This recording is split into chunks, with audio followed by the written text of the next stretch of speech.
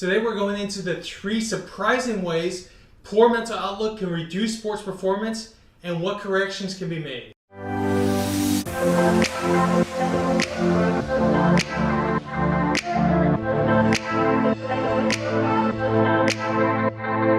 I'm Aaron Robinette, founder and head coach of Athletic Power and Performance, where I help athletes reach their peak potential by coaching them how to maximize their talents, skills, and abilities. So as we take this next step in this video, I'm going to show you these 3 steps in the view of 2 different organs. So organ inflammation can cause issues with the mental emotional, and mental emotional can cause issues within the organs. So this is a 2-way street.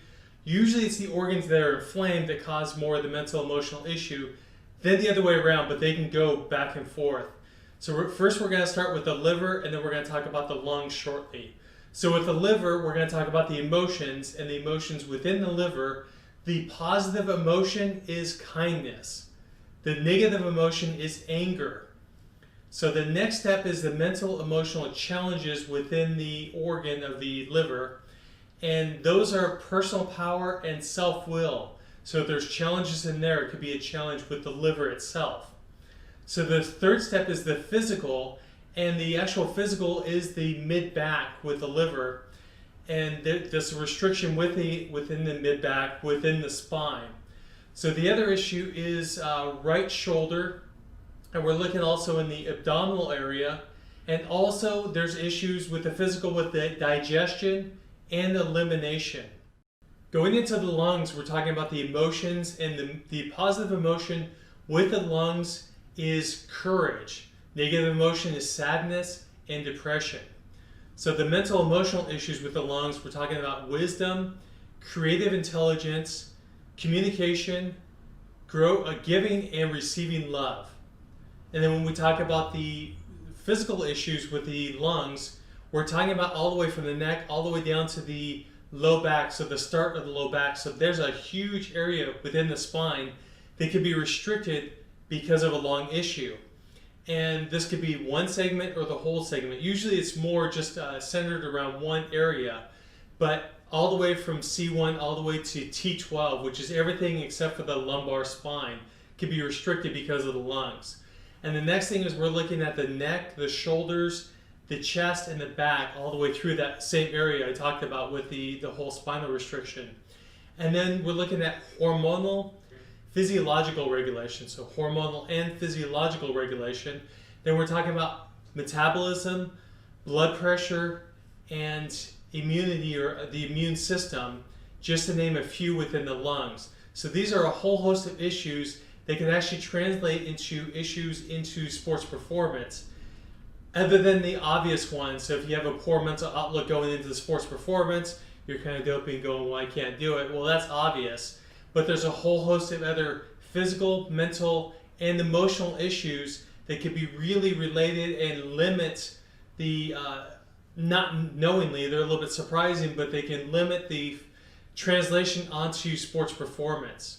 The other key I want to bring up is I just went through 2 organs. I didn't go through all the organs. So there's a whole host of different emotions and different issues in different areas in the body that all the different organs really relate to and cause a lot of issues too. So again, I just mentioned 2, and there's a whole host of other issues that you need to address. So where do you start? So where I would start is first improve thinking, or try and work on thinking. So obviously you're going to be affected by a lot of different things, but the more positive outlook and the more focused on where you want to go, or if you're dealing with a child that wants to improve sports performance, where they want to go. So focus on more the positive.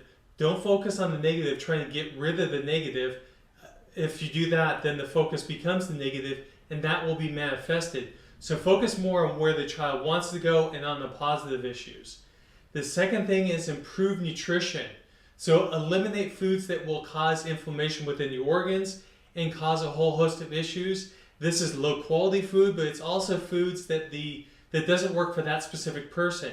I would start by eliminating the key components. The key 3 foods I would start with is eliminating soy, gluten, and dairy. And then there's a whole host of other issues, such as other foods, such as eggs and different things like that, they can cause issues as well. But that's where I would start with. Eliminate those foods for at least 2 weeks, then reintroduce one at a time and see what the response is. And if there's a negative response, that food's not a food that that person should have. And the third thing is the third thing to do is deep breathing. So do 10 to 20 minutes per day, daily, of deep diaphragmatic breath. And just really quickly, the easiest way to do this is just before you go to bed, laying in bed, hand on your stomach, the other hand on your chest. You want the first 2/3 of your breath to raise that hand on the stomach, so it should be through the stomach. And then the last third through the chest, and then reverse that in the exact opposite. The first third exhaling through the chest, last 2/3 through the belly. If you really got some value out of this video, go ahead and give me a big thumbs up. And if you want to get more of my videos, go ahead and subscribe to my channel.